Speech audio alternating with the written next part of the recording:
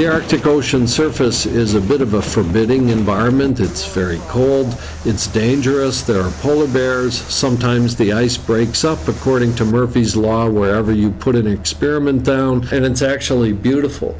It looks barren if you're looking out over the ice, a very stark environment, but it's very rich with life.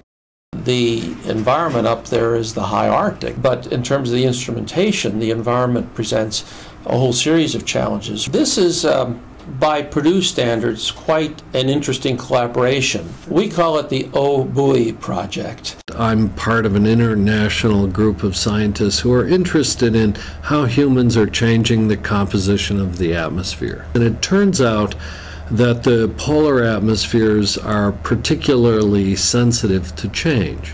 So on the buoy, we're observing changes in ozone that are influenced by changes in sea ice, which are influenced by changes in CO2. The buoy is the result of a multi-institution collaboration.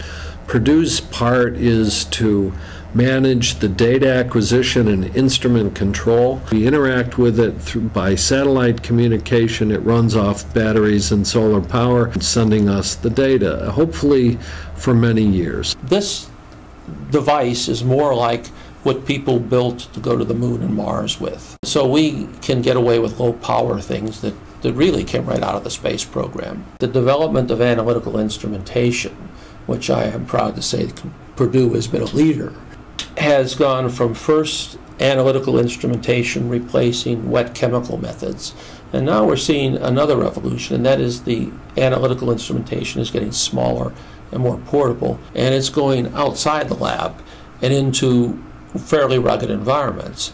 And there are probably 50 scientists involved from all over the world that will be using data from our prototype buoy.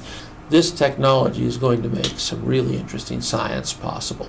But the science has been driving this project at every step of the game. And I think as long as that happens, we're going to do some pretty amazing stuff.